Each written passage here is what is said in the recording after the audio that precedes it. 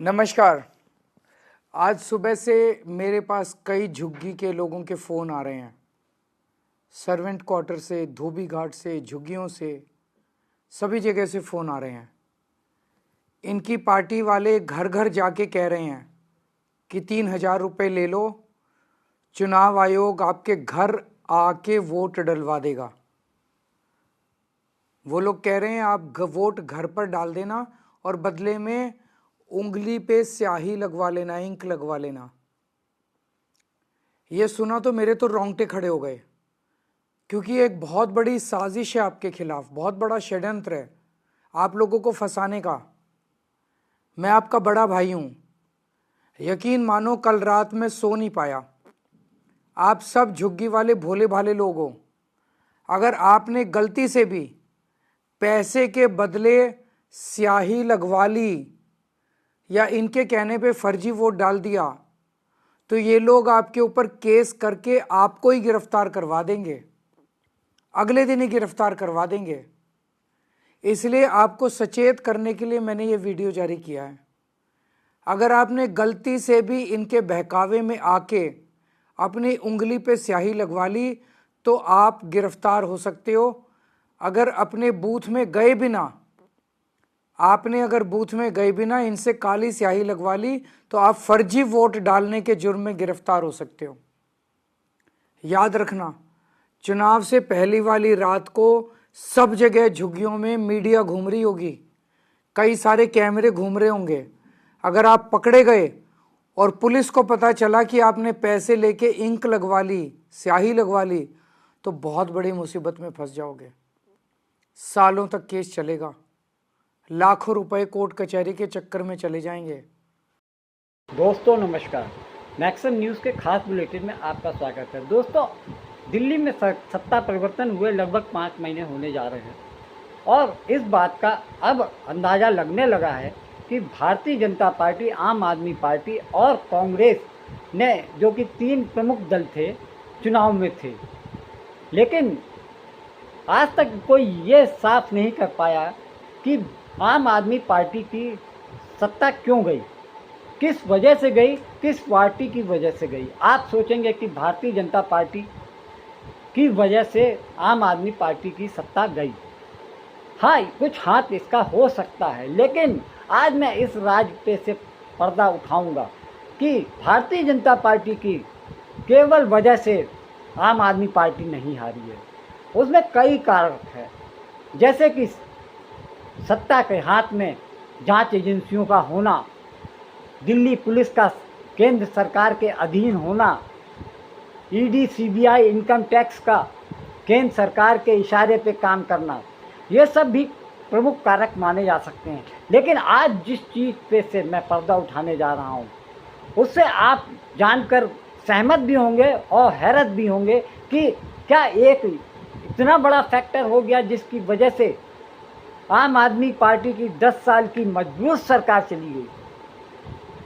तो इस वीडियो को आप पूरा देखिएगा, तभी आपको पता चल सकेगा कि भारतीय जनता पार्टी की दिल्ली में सत्ता कैसे आई, कैसे भारतीय जनता पार्टी ने साजिश रचते हुए, अन्य दल को अपने साथ मिलाते हुए आम आदमी पार्टी को सत्ता से बेदखल कर दिया। ये बात तो तय है कि जिसकी केंद्र में सरकार होती है उसको कहीं भी चुनाव जीतने में कोई परेशानी नहीं होती है। लेकिन इस बात को भी मानिए कि एक सत्ता में बैठी लोकप्रिय सरकार को सत्ता से बेदखल करने के लिए बहुत सारे कारण होते हैं। इसको मैं आगे बताने जा रहा हूँ। हमारे जो मोटे मोटे मुद्दे थे, एक था नई दिल्ली विधानसभा के अंदर 15 दिसंबर के बाद से कल तक, यानी कि 8 जनवरी तक, 7 जनवरी तक 22 दिन में 5,500 वोट कटने के लिए आ गए हैं। टोटल वोट 1 लाख हैं नई दिल्ली विधानसभा में, और 5,500 मतलब 5.5% वोट कटने के लिए 22 दिन में, पिछले 22 दिन में आ गए हैं। उसके पहले नहीं आए थे इतने। तो जाहिर तौर पे ये वोट गड़बड़ हैं, ये एप्लीकेशंस गड़बड़ हैं। इलेक्शन, नीचे के इलेक्शन अधिकारियों ने जब इन पे सुनवाई की और उन लोगों को बुलाया गया जिन लोगों ने वोट, जिन लोगों के नाम से वोट काटने की एप्लीकेशन दी गई थी, उन सारे लोगों ने जितने आए सब ने कहा हमने तो ऐसी एप्लीकेशन नहीं दी है, हमारे नाम से फर्जी एप्लीकेशन दी गई है। सब ने जितने आए 89 लोगों ने अप्लाई किया है 5,500 एप्लीकेशन के लिए। उन 89 में से 18 लोग आए इलेक्शन कमीशन, 18 के 18 लोगों ने कहा कि हमने एप्लीकेशन नहीं दी। इसका मतलब बहुत बड़े स्केल पे स्कैम चल रहा है, बहुत बड़ा फ्रॉड चल रहा है। 2013 में जब दिल्ली का विधानसभा चुनाव हुआ तो आम आदमी पार्टी का जन्म हुआ था। ये जन्म अन्य राजनीतिक दलों के लिए कोई खास प्रभाव डालने वाला नहीं दिखता था। लोग ये कहते थे कि शायद एक आध दो सीट इस नई पार्टी के हत्थे आएगी, बाकी सीटें भारतीय जनता पार्टी और कांग्रेस की। उस समय कांग्रेस की सरकार दिल्ली में थी और मजबूत सरकार थी। पिछले 15 साल से शीला दीक्षित दिल्ली की मुख्यमंत्री के रूप में काम कर रही थी और लोकप्रिय मुख्यमंत्री के रूप में। लोग आज भी याद करते हैं कि शीला दीक्षित ने दिल्ली के लिए बहुत काम किया, लेकिन बावजूद इसके जब चुनाव लड़ा 2013 में आम आदमी पार्टी ने, तो लोग यही सोच रहे थे कि इनका तो खाता भी खुलने वाला नहीं है। लेकिन जब रिजल्ट आया 27-28 सीट जीतकर आम आदमी पार्टी ने सबको चौंका दिया। भारतीय जनता पार्टी और कांग्रेस की आंखें खुली रह गई कि उनकी राजनीति को चकमा देने के लिए, परास्त करने के लिए, उनकी राजनीति को खत्म करने के लिए आम आदमी पार्टी का प्रादुर्भाव हुआ है। 28 सीट लेकर जिस तरीके से आम आदमी पार्टी ने जनता के साथ साथ राजनीतिक दलों को भी चौंका दिया, उस समय ऐसा लगा कि भारतीय जनता पार्टी और कांग्रेस के लिए एक नया खतरा हो सकती है, और खतरा बाद में साबित भी हुई। 28 सीट लेकर जिस तरीके से भारतीय जनता पार्टी को सत्ता में आने से आम आदमी पार्टी ने रोक दिया, वहीं कांग्रेस ने भी एक दांव खेलते हुए कि भारतीय जनता पार्टी सत्ता में ना आ जाए, इसलिए उन्होंने आम आदमी पार्टी को अपने 8-7 विधायकों का समर्थन देकर सरकार बना दी। इस तरीके से भारतीय जनता पार्टी को उन्होंने सत्ता में आने से रोक दिया। वहीं कांग्रेस और आम आदमी पार्टी की गठबंधन की सरकार, उसमें कांग्रेस ने सरकार में शामिल न होकर बाहर से समर्थन दिया था। 49 दिनों की सरकार में किसी तरीके से चली और अंत में 49वें दिन दिल्ली के मुख्यमंत्री अरविंद केजरीवाल ने यह कहकर सरकार भंग कर दी कि उनका और कांग्रेस का कोई जोड़ नहीं है, उनकी विचारधारा और हमारी विचारधारा में ज़मीन आसमान का अंतर है। ध्यान देखिए कि भारतीय जनता पार्टी और कांग्रेस दोनों देशव्यापी पार्टियां हैं, लेकिन एक नई जन्म लेने वाली पार्टी ने किस तरीके से भारतीय जनता पार्टी को सत्ता में आने से रोक दिया, ये एक नमूना, एक एग्जाम्पल सेट कर दिया। आपको मालूम होना चाहिए जब दिल्ली विधानसभा 2013 हो रहा था तो कांग्रेस उस समय सत्ता में थी और अरविंद केजरीवाल और उनके नेता कांग्रेस के भ्रष्टाचार और दिल्ली सरकार की मुख्यमंत्री के छवि को बिगाड़ने का काम करते, उनके खिलाफ में हमलावर रहते थे। ये कहते थे कांग्रेस काला बाजारी है और ऐसे उद्योगपतियों के साथ में खड़ी रहती है जिसको कि जनता की सुविधाओं का कोई मतलब नहीं होता। यही सब बातें कहकर उन्होंने शीला दीक्षित और कांग्रेस के खिलाफ में प्रचार किया और उनकी 27-28 सीट जीती। दिलचस्प बात यह है कि उसी कांग्रेस ने 7 विधायकों ने को देकर भारतीय जनता पार्टी को सत्ता से दूर कर दिया और 49 दिनों के लिए आम आदमी पार्टी और कांग्रेस का गठबंधन की सरकार चली। बीपी हाउस आपने देखा ही होगा। बीपी हाउस में 2 कमरे होते हैं। वहाँ एक पता है 421 बीपी हाउस, वहाँ 2 कमरे के मकान में 28 वोट।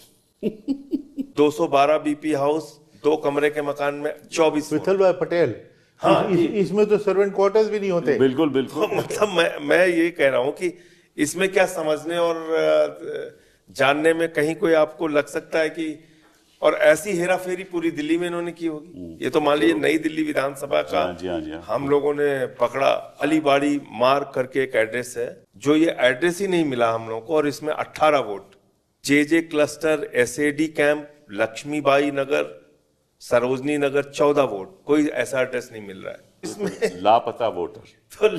तो इसमें आप क्या कर सकते हैं? ये जो हम लोग समझ रहे हैं, कई बार ईवीएम के ऊपर ज्यादा फोकस रहता है, लेकिन ये एक नई धांधली का तरीका मुझे लगता है कि इन्होंने शुरू किया है। एक दिलचस्प बात और भी है,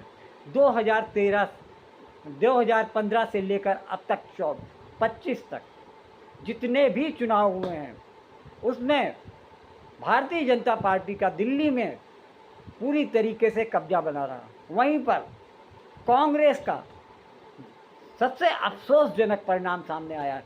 4 चुनावों में उनको 0 हासिल हुआ है। ये कांग्रेस के लिए एक बहुत बड़ी हार मानी जा सकती है कि 2015 से लेकर 25 तक जिस चुनाव में उन्होंने भाग लिया, वहाँ पर आम आदमी पार्टी और भाजपा के हाथों उनको करारी हार मिली है। विधानसभा चुनावों में तो 2015 में आम आदमी पार्टी की सरकार, आम आदमी पार्टी की ने इतिहास रचते हुए 70 में 67 सीट जीतकर सबका मुंह बंद करा दिया।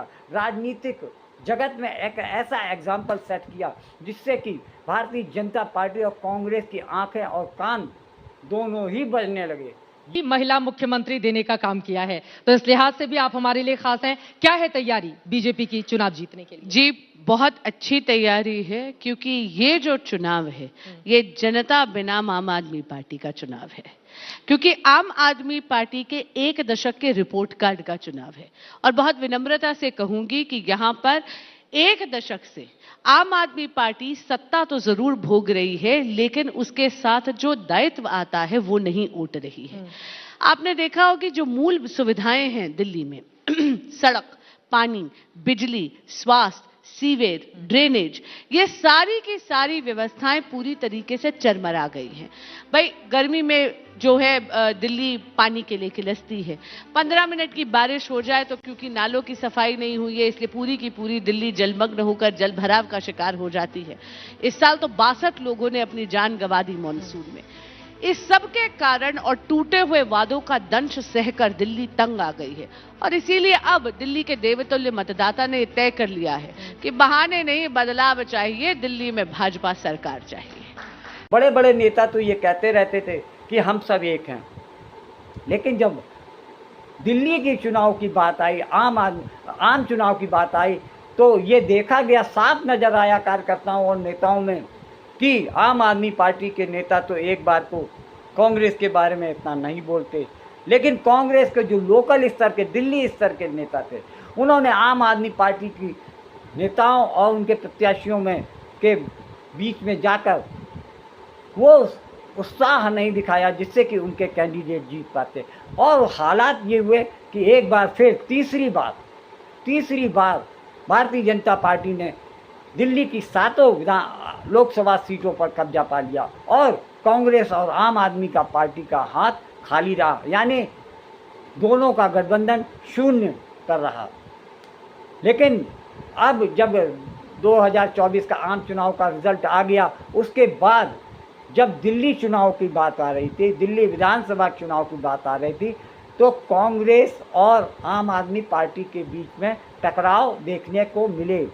चुनाव से पहले ही जो लोकल के प्रदेश स्तर के नेता थे, वो आम आदमी पार्टी के बारे में उल्टे सीधे वक्तव्य देते रहे। था हमारे नेताओं के साथ भी हुआ है, दिन में होता है, सवेरे आते हैं, बातचीत करते हैं, उसके बाद आप करें। इसका क्या ये कोई तरीका है कि रात को 1 बजे 2 बजे आप किसी के यहाँ जाके गिरफ्तारी करें? और जो पिछले कुछ समय से हम लोग देख रहे हैं, चाहे हमारे अकाउंट्स को फ्रीज करने की बात हो, हेमंत सोरेन के अरेस्ट की बात हो, केजरीवाल जी के अरेस्ट करने की बात हो, ये ईडी इसको केवल चुनाव के साथ जोड़ रहा है, इसका और कोई लेना देना नहीं है।